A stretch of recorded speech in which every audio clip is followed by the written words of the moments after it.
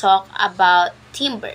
So when we say timbre in modern English, it is generally refers to the quality of a sound made by the particular voice or musical instrument. So timbre is usually being distinct from pitch, intensity, and loudness as a descriptor of the sound. So we have three types of the timbre. So first we have the harmonic. So when we say harmonic in a concert where all the musicians are played their instrument by the same rhythm. So second, we have polyphonic, which is in this case the independent musical parts which is overlap. So the last which is monophonic. In this sense, a single musicians or musicals line is played. So in assessing the timbre, we use the rubrics. So what is rubric in music? So rubrics in music divided the assigned work to in components and provide clear descriptions of the characteristics of the work associated with each component, usually at verifying the level of the mastery. So rubrics are used to outline the consistent criteria for grading and allow students to evaluate and self-assess their own work. So rubrics are used for assessing the timbre and music to evaluate the quality of the voice or the sound. So or timbre produced by the instrument, voices, or assemblies. So timbre refers to the distinct tune, color, character of a sound. So which differentiate one instrument or voice from another. So even when they play the same pitch and volume, her here's why rubrics are applied in this content. So rubrics provide clear framework for assessing timbre, such as warmth, brightness, resonance, clarity, and textures, ensuring a systematic approach. So, in breaking down timbre into a specific, observable audio characteristics, rubrics helps reduce subjectively and ensure consistency across evaluation. So, especially in music educations or performance assessment. So, musicians can use rubrics-based feedback to understand their strengths and areas for improvements and to tune quality. So, leading to a more focused practice and skills enhancement. So, rubrics provide a structured way to compare the timbre of the different instruments, so performers and ensembles, aiding in selections for orchestra, bands, and musical rules. So, in overall, rubrics are thus a valuable tool for ensuring a clear, fair, and comprehensive evaluations of timbre and both educations and professional musical settings. Good day, my name is Jolly Fekiling. So, I will tell you how to use the rubric. How to use a rubric. So, this rubric assesses timbre.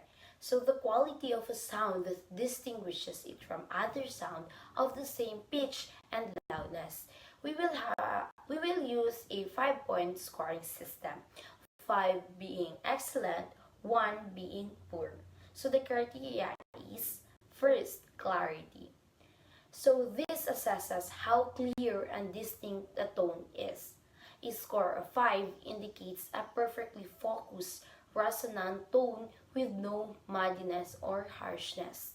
A score of 1 suggests a blurry, distinct, or unpleasant sound. For example, a clear, bell-like tone versus a muffled, distinct sound. Second, resonance, 5 points. This measures the richness and fullness of the tone. A score of 5 demonstrates a rich, vibrant tone that fills the space. A score of 1 represents a thin, weak, or hollow sound lacking depth. For example, a resonant, shallow tone versus a thin, reedy violin tone, depending on the desired timbre. Third is the color or character. This evaluates the technique tonal quality. It is bright, dark, warm, cold, etc. A score of 5 showcases a distinctive and expressive tone, perfectly suited to the musical context. A score of 1 suggested a dull, lifeless, or uninspired tone. For example, a bright, sparkling trumpet tone versus a dark, mellow trombone tone. Next, control or evenness. So, this focuses on the consistency of the tone throughout its duration. A score of 5 indicates a perfectly even and controlled tone without wavering or breaks. A score of 1 represents an even, wavering, or uncontrolled tone. For example, a consistently smooth, suitable note versus a note that fluctuates in volume or pitch. Next is the expression or nuances. So this assesses how well the timbre conveys emotion and meaning. A score of 5 indicates highly expressive and nuanced tone that effectively communicates the intended feelings. A score of 1 suggested monotone and expressive tone lacking emotional depth. For example, a vibrato used expressively versus a monotonous flat tone. Then we have this scoring system. Each criterion is scored individually from 1 to 5. So the total score is the sum of the scores of each criterion. A higher total score indicates a better overall timbre. Second, we have the assesses live or recorded performances. Use the rubric to provide specific feedback. So, to assess a live or recorded performance using Timbre rubric, I need the recording or description of the performance. For example, um, the first is the type of instrument or voice. For example, a violin, trumpet, soprano voice. Second, a recording or detailed description of the performance. If possible, a link to a video recording would be ideal. If not, just describe the performance, including the specific passages you want to analyze. So, mention any noticeable aspect of the timbre. A, for example, a bright, slightly nasal tone in the high register, a resonant full tone in the lower register, a wavering tone during sustainable notes. Third, we have the musical context. For example, a classical sonata, a jazz, I'm improvisation, a pop. So this helps determine the appropriateness of the timbre choices. So once you provide this information, the rubric to provide specific feedback on the clarity, resonance, color, control, and expression of the timbre in the performance. So feedback will include a score for each criterion and detailed comments explaining the rationale behind the score. Third, to encourage self and peer evaluation. Using the Timbre rubric, consider these strategies. For self-evaluation, first, before the performance, performers should use the rubric to identify their strengths and weaknesses in timbre production before they perform. This allows them to focus their practice on specific areas for improvement. They can even record themselves practicing and use the rubric to assess their progress. Second, after the performance. So immediately after the performance should listen to a recording if available or reflect on their performance using the rubric as a guide. They should honestly assess their timbre based on each criterion. This reflection should be written down to track progress over time. So, third is the specific question for self-reflection. So, first, how clear and focused my tone was throughout the piece. Were my moments where it become muddy or harsh? It is for clarity and definition. Second, how resonant was my tone? Did it fill the space effectively? Were there any sections where it sounded thin or hollow? For resonance, did my tone have a consistent color and character throughout? Did it appropriately reflect the emotion of the music? It is for color and character. Then, how often and how even and controlled was my tone? Were, the, were there any wavering or breaks in the sound, control, or evenness? How expressive was my tone? Did it effectively convey an intended emotion and nuisance of the music, expression, and nuisance? So for peer evaluation, first, structured listening. Provide a structured listening session where peers listen to each other's performance and then use the rubric to independently assess the timbre. Second, constructive feedback. Encourage peers to give specific example from the performance to support their scores. Focus on positive feedback but also address areas for improvement constructively. Third, collaborative discussion. After individual assessment, facilitate a discussion where performers can share their self-evaluation and peer feedback. This creates a collaborative learning environment where performers can learn from each other's experiences and insights. For anonymous feedback, optional. To encourage honest feedback, consider having peers submit their evaluation anonymously. By actively using the rubric for both self and peer evaluation, performers can develop a deeper understanding of timbre, improve their skills, and become more self-aware musicians.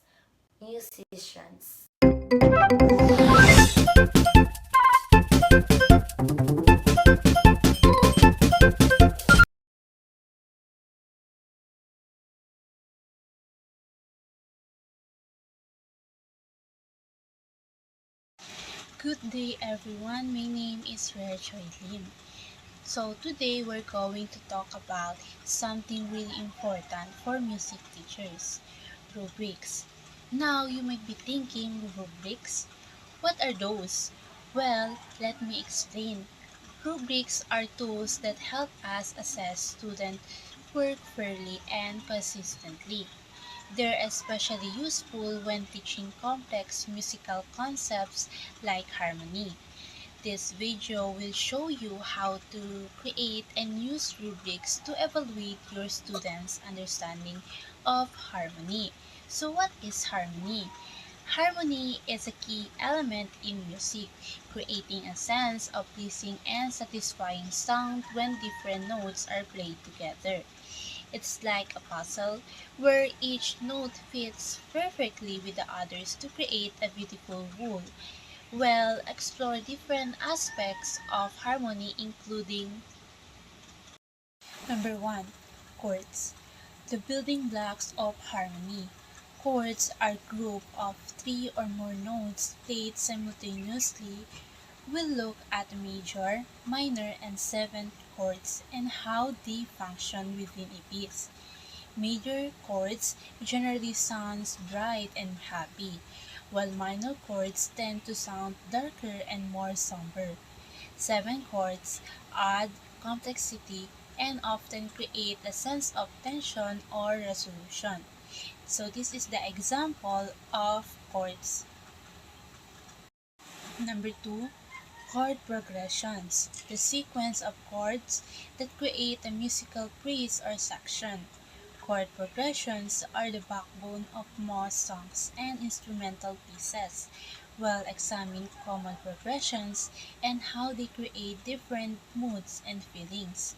For example, the 1, 4, and 5 1 progression using a Roman numerals to represent chords in a key is a very common and satisfying progression, often used in popular music. So this is the example of chord progressions.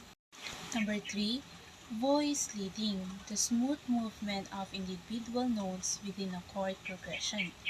Good voice leading creates a pleasing and coherent sound by avoiding large, jarring leaps between notes.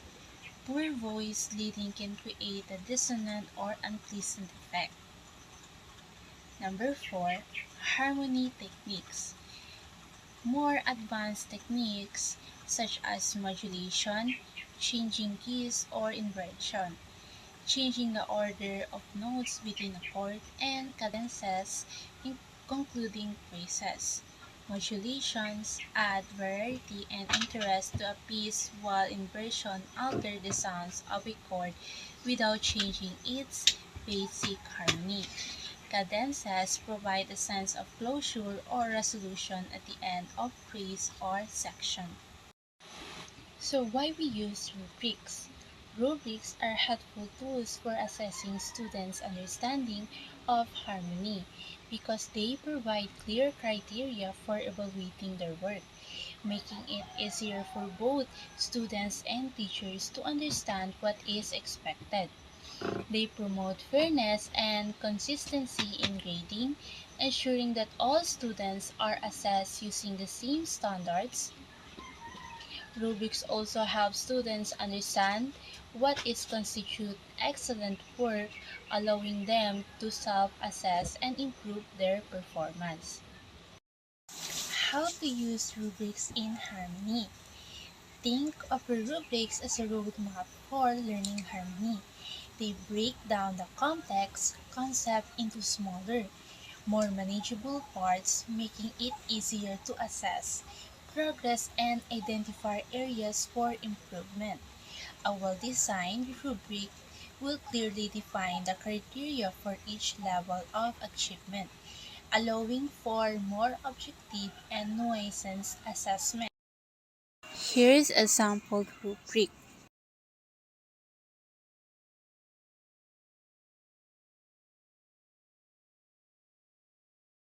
Techniques for teaching harmony. Different techniques can be used to teach harmony effectively. Each technique should be tailored to students' level and learning styles. So, here are some examples. Number 1, chord building. Start with the basics, building major and minor chords using intervals. Explain the relationship between the notes in a chord and the underlying scale. Use visual aids like diagrams or piano keyboards to illustrate the process. Number 2, chord progression. Introduce common progressions, explaining their function and effect. Analyze example from popular music to show how these progressions are used to create different moods and feelings. Encourage experimentation with different progressions. So number 3, voice leading. Emphasize smooth transitions between notes, explain the importance of avoiding parallel fifths and octaves, two notes that move in parallel, creating a dissonant sound. Use exercises to practice smooth voice leading. Number 4, ear training. Develops students' ability to recognize chords and intervals by ear. Use dictation exercise or listening activities to improve their oral skills. Number 5, composition. Encourage students to compose their own short pieces using the harmony concepts they've learned. This allows them to apply their knowledge in a creative and engaging way.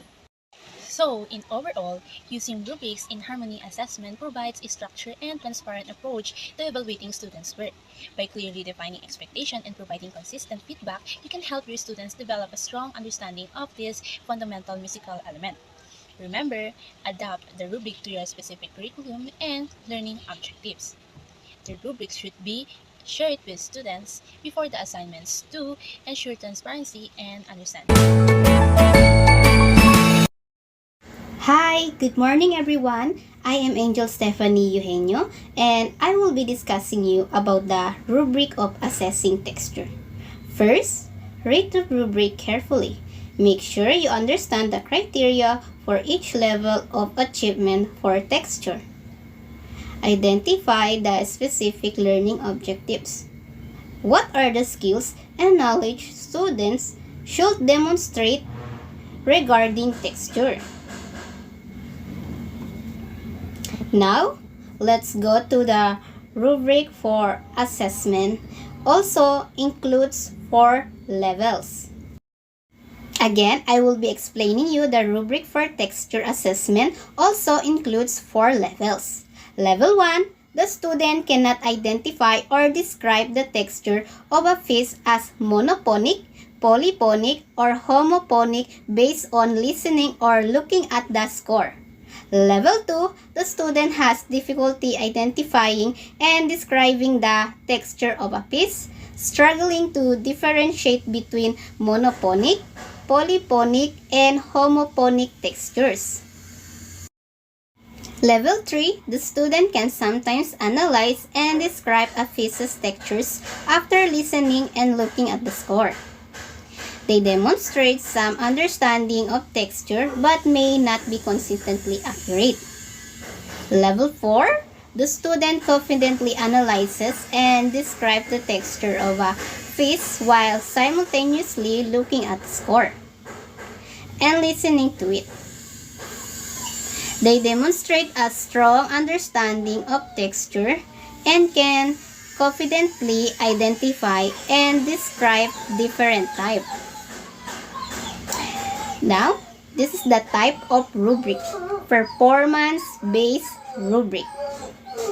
Designed for performance assessment, this rubric focuses on evaluating students' ability to perform music with an understanding of harmony and texture.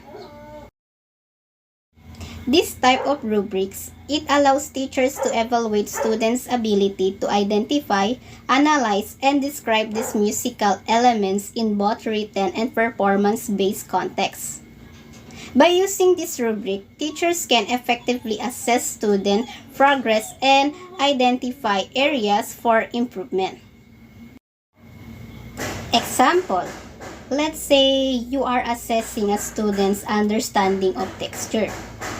You ask them to analyze a piece of music and identify the texture.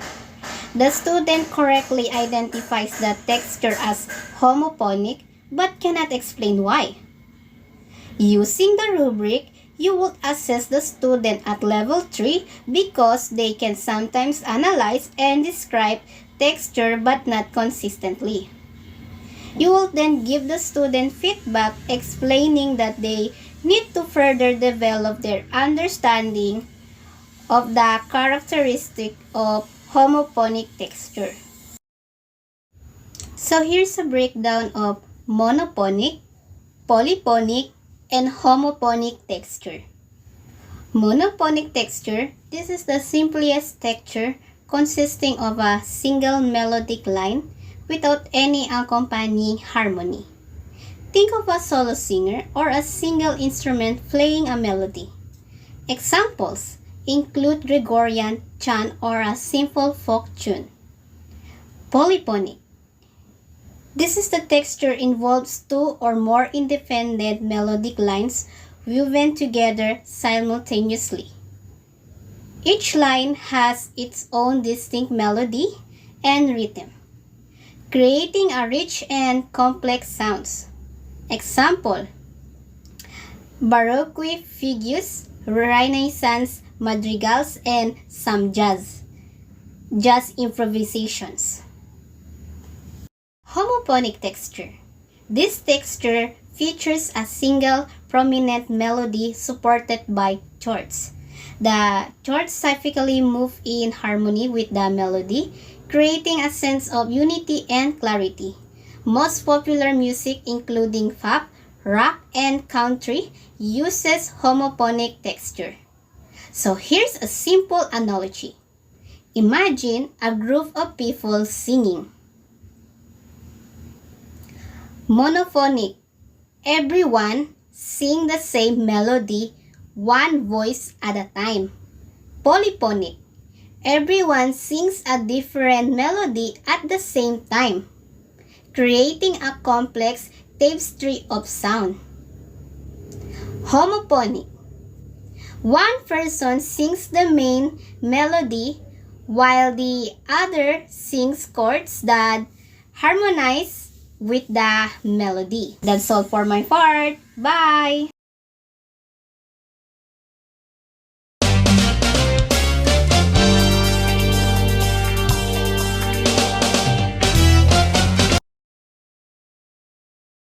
Good day, everyone. I'm Teacher Sauda. Today, I am going to discuss to you Lesson 22, the rubrics for assessing form. So when we say rubrics, it refers to the different category such as criteria of assessment, evaluation of learning, gradient of learning of a set of instruction. So when we say form, it is the structure of a piece of music, including the arrangement of section and how they relate to each other. In order to construct a good rubrics, focus on what to measure exactly, how to measure performance, and decision on what the passing level of performance competency is. Before we proceed to our main topic, let us first know the objectives of this lesson. In this lesson, the student will be able to learn general rubrics guidelines in assessing musical topics pertaining the form and dynamics, and use the knowledge learned in these rubrics, formulate his/her set of specific guidelines when assessing the student in the future, tailored to the circumstances of the class. In Level 0, the student cannot identify and analyze the form of a piece of music. It means the student shows no understanding of musical structure or form. They cannot identify repeating sections or patterns.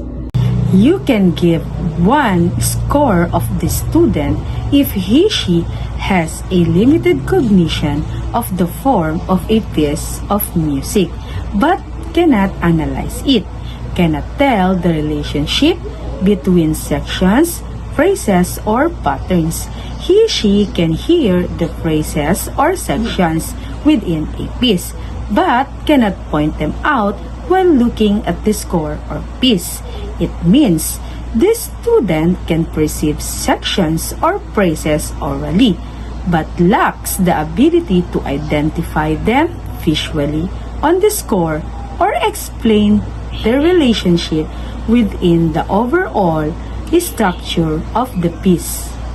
2. The score of the student if he/she is able to identify and analyze the form of a given piece of music, but cannot transfer this knowledge when given a new different piece. It means the student demonstrates understanding of form in a specific piece, but cannot generalize this knowledge to analyze other pieces. This shows a lack of conceptual understanding.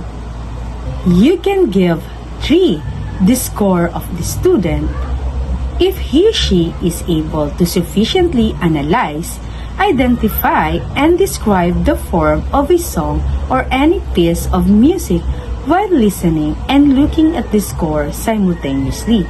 It means the student can effectively analyze form by combining listening and reading the score. They cannot identify and describe the structure. 4 is the score of the student if he/she is able to analyze, identify, and describe the form of a song elaborately and is able to tell the tonal relationships between sections and phrases and has some ideas on how to interpret it as a whole work through a performance. It means the student demonstrate a deep understanding of form, including the tonal relationship between sections and phrases. They cannot articulate their understanding and interpret the piece overall meaning. So this is how we score your student pertaining to a form. We need these rubrics for assessing musical form, provide a structured, objective, and transparent system for evaluating student learning, leading to more effective instruction, more focused learning, and ultimately better music understanding. By keeping this point in mind, always remember you can use rubrics effectively to assess musical form and promote student learning. I am the last presenter. I am Safa J. Yahia. This is the rubrics for assessing dynamic. Rubrics pertaining to dynamic. Listed below is a sample of general rubrics for assessing a students' learning in dynamic. The numbers of each rubric indicate the achievement level as shown in the previous lessons. The rubrics covers both written and performance-based activities. For zero score, if the students does not respond or appreciate the dynamic markings written on a score while listening or performing a piece of music. The reason if they get 0 points because they don't have response to dynamics. For 1 point, the student is inconsistent in responding to dynamic markings when reading them on a score or piece. And if they get 1 point because of inconsistent response. For 2 points, the student sometimes responds to dynamic markings when playing a familiar piece but cannot transfer knowledge when learning a new, completely different piece of music. If they get 2 points, they applies dynamic in familiar. For 3 points, the student sufficiently responds to dynamic markings written on a score when reading or performing and does them expressively. If they get 3 points, consistently applies dynamics expressively. For 4 points, the student is able to produce excellent variation, producing dynamics markings when reading or performing a piece of music. The gradation of volume from very soft, medium loud to very loud are remarkable defined while performing. If they get 4 points, mastery of dynamic control with clear volume gradation. Rubrics help assess growth, basic awareness to advanced expression in musical performance. Why rubrics is important in teaching music? Rubrics are important in teaching music because they provide clear and objective criteria for assessing student performance, helping both students and teachers understand expectations. They guide students developing specific skills such as dynamics, rhythms, or expressions, and allow teachers to give structured feedback. Rubrics also promote consistency in grading and track progress over time.